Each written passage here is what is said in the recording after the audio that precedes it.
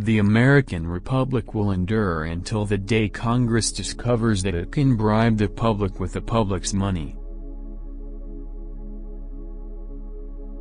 I do not know if the people of the United States would vote for superior men if they ran for office, but there can be no doubt that such men do not run. Democracy extends the sphere of individual freedom, socialism restricts it. Democracy attaches all possible value to each man, socialism makes each man a mere agent, a mere number. Democracy and socialism have nothing in common but one word: equality. But notice the difference: while democracy seeks equality and liberty, socialism seeks equality in restraint and servitude.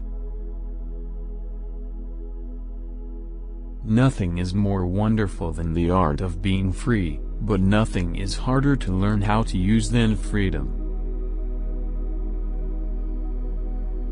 Americans are so enamored of equality, they would rather be equal in slavery than unequal in freedom. Society will develop a new kind of servitude which covers the surface of society with a network of complicated rules, through which the most original minds and the most energetic characters cannot penetrate. It does not tyrannize, but it compresses, enervates, extinguishes, and stupefies a people, till each nation is reduced to nothing better than a flock of timid and industrious animals, of which the government is the shepherd. When the taste for physical gratifications among them has grown more rapidly than their education, the time will come when men are carried away and lose all self-restraint. It is not necessary to do violence to such a people in order to strip them of the rights they enjoy. They themselves willingly loosen their hold. They neglect their chief business, which is to remain their own masters. There are many men of principle in both parties in America, but there is no party of principle. It's not an endlessly expanding list of rights: the right to education, the right to health care, the right to food and housing. That's not freedom, that's dependency. Those aren't rights, those are the rations of slavery, hay and a barn for human cattle.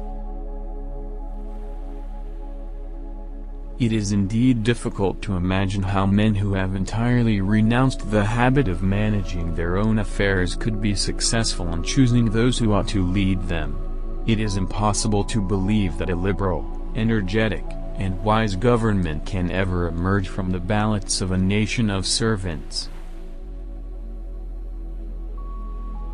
History is a gallery of pictures in which there are few originals and many copies. I cannot help fearing that men may reach a point where they look on every new theory as a danger, every innovation as a toilsome trouble, every social advance as a first step toward revolution, and that they may absolutely refuse to move at all. Everybody feels the evil, but no one has courage or energy enough to seek the cure. Society is endangered not by the great profligacy of a few, but by the laxity of morals amongst all. Tyranny in democratic republics does not proceed in the same way, however. It ignores the body and goes straight for the soul. The master no longer says, "You will think as I do or die." He says, "You are free not to think as I do. You may keep your life, your property, and everything else.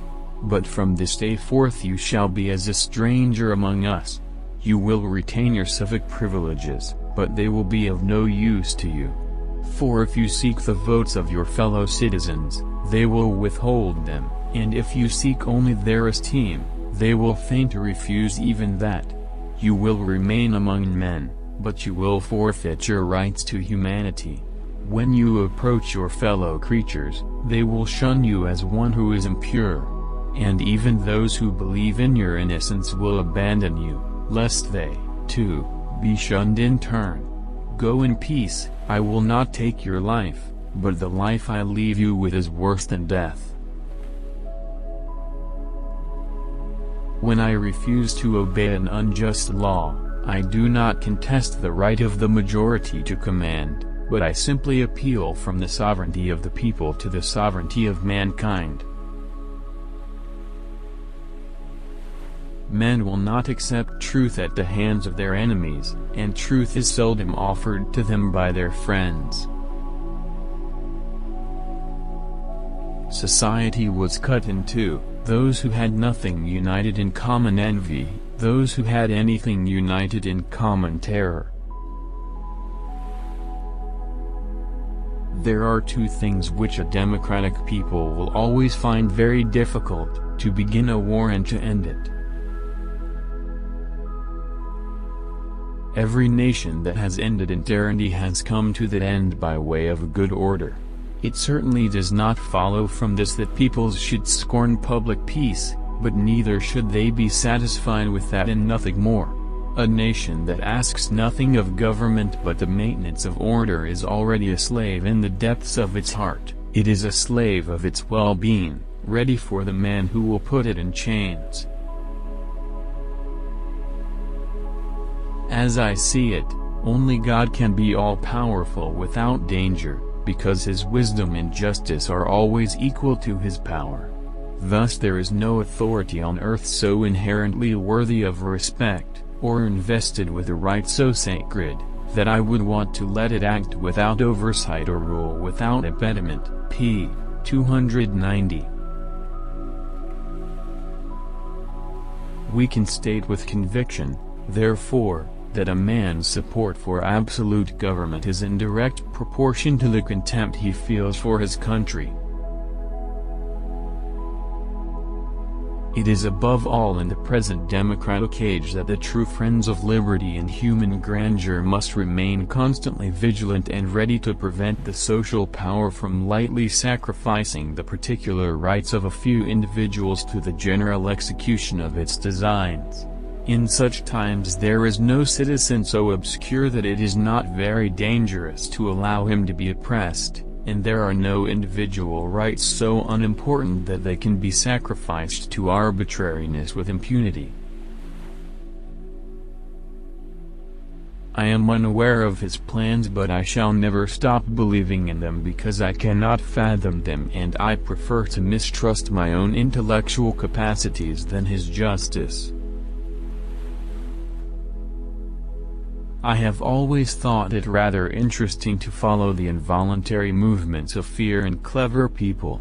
Fools coarsely display their cowardice in all its nakedness, but the others are able to cover it with a veil so delicate, so daintily woven with small plausible lies, that there is some pleasure to be found in contemplating this ingenious work of the human intelligence. The happy and powerful do not go into exile, and there are no surer guarantees of equality among men than poverty and misfortune. It would seem as if the rulers of our time sought only to use men in order to make things great. I wish that they would try a little more to make great men, that they would set less value on the work and more upon the workman, that they would never forget that a nation cannot long remain strong when every man belonging to it is individually weak, and that no form or combination of social polity has yet been devised to make an energetic people out of a community of pusillanimous and enfeebled citizens. The most perilous moment for a bad government is one when it seeks to mend its ways. Men cannot abandon their religious faith without a kind of aberration of intellect and a sort of violent distortion of their true nature. They are invincibly brought back to more pious sentiments. Unbelief is an accident, and faith is the only permanent state of mankind. Slavery dishonors labor. It introduces idleness into society, and with idleness, ignorance and pride, luxury and distress. It enervates the powers of the mind and benumbs the activity of man. Our contemporaries are constantly racked by two warring passions. They feel the need to be led and the desire to remain free. Unable to destroy either of these contrary instincts, they seek to satisfy both at once. They imagine a single, omnipotent, tutelary power, but one that is elected by the citizens. They combine centralization with popular sovereignty. This gives them some respite. They console themselves for being treated as wards by imagining that they have chosen their own protectors. Each individual allows himself to be clapped in chains because that the other end of the chain is held not by a man or a class but by the people themselves. A man's admiration for absolute government is proportionate to the contempt he feels for those around him. The surface of American society is covered with a layer of democratic paint, but from time to time one can see the old aristocratic colors breaking through. And now that I am drawing to the close of this work, in which I have spoken of so many important things done by the Americans, to what the singular prosperity and growing strength of that people ought mainly to be attributed, I should reply, to the superiority of their women. Patriotism is most often nothing more but an extension of individual egoism. I have only to contemplate myself. Man comes from nothing, passes through time, and disappears forever in the bosom of God. He is seen but for a moment wandering on the verge of two abysses, and then is lost. If man were wholly ignorant of himself he would have no poetry in him, for one cannot describe what one does not conceive. If he saw himself clearly, his imagination would remain idle and would have nothing to add to the picture. But the nature of man is sufficiently revealed for him to know something of himself and sufficiently veiled to leave much impenetrable darkness, a darkness in which he ever gropes, forever in vain, trying to understand himself. On close inspection, we shall find that religion, and not fear, has ever been the cause of the long-lived prosperity of an absolute government. What good does it do me, after all, if a never-watchful authority keeps an eye out to ensure that my pleasures will be tranquil and races ahead of me to ward off all danger, sparing me the need even to think about such things, if that authority, even as it removes the smallest thorns from my path, is also absolute master of my liberty and my life, if it monopolizes vitality and existence to such a degree that when it languishes, everything around it must also languish, when it sleeps, everything must also sleep, and when it dies, everything must also perish. Without common ideas, there is no common action, and without common action men still exist, but a social body does not. Thus in order that there be society, and all the more, that this society prosper, it is necessary that all the minds of the citizens always be brought together and held together by some principal ideas. The most durable monument of human labor is that which recalls the wretchedness and nothingness of man. I am unacquainted with his designs, but I shall not cease to believe in them because I cannot fathom them, and I had rather mistrust my own capacity than his justice. From the time when the exercise of the intellect became a source of strength and of wealth, we see that every addition to science, every fresh truth, and every new idea became a germ of power placed within the reach of the people. Poetry, eloquence, and memory, the graces of the mind, the fire of imagination, depth of thought, and all the gifts which heaven scatters at a venture turned to the advantage of democracy. and even when they were in the possession of its adversaries, they still served its cause by throwing into bold relief the natural greatness of man. Its conquests spread, therefore, with those of civilization and knowledge, and literature became an arsenal open to all, where the poor and the weak daily resorted for arms. It must not be forgotten that it is especially dangerous to enslave men in the minor details of life. For my part, I should be inclined to think freedom less necessary in the great things than in the little ones, if it were possible to be secure of the one without the other. Shall I think that the Creator has made man so as to leave him to debate endlessly in the intellectual miseries that surround us? I cannot believe this. God prepares a firmer and calmer future for European societies. I am ignorant of his designs, but I will not cease to believe in them, merely because I cannot penetrate them, and I would rather doubt my enlightenment than his justice. The more alike men are, the weaker each feels in the face of all. There is no country in the world in which everything can be provided for by laws, or in which political institutions can prove a substitute for common sense and public morality. Montaigne said long ago, "Were I not to follow the straight road for its straightness, I should follow it for having found by experience that in the end it is commonly the happiest and most useful track." The doctrine of interest rightly understood is not then new, but among the Americans of our time it finds universal acceptance. It has become popular there. You may trace it at the bottom of all their actions, you will remark it in all they say.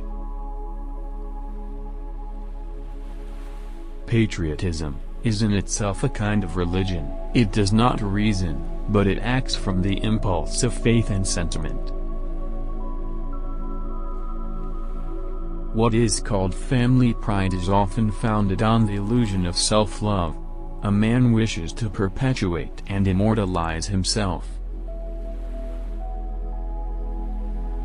I have always thought that in revolutions, especially democratic revolutions, madmen, not those so-called by courtesy, but genuine madmen, have played a very considerable political part. One thing is certain, and that is that a condition of semi-madness is not unbecoming at such times, and often even leads to success. Men who so uneasily tolerate superiors patiently suffer a master, and show themselves proud and servile at the same time. It was not man who implanted in himself what is infinite and the love of what is immortal. Those lofty instincts are not the offspring of his capricious will. Their steadfast foundation is fixed in human nature, and they exist in spite of his efforts. He may cross and distort them, destroy them he cannot. The soul wants which must be satisfied, and whatever pains be taken to divert it from itself, it soon grows weary, restless, and disquieted amidst the enjoyments of sense.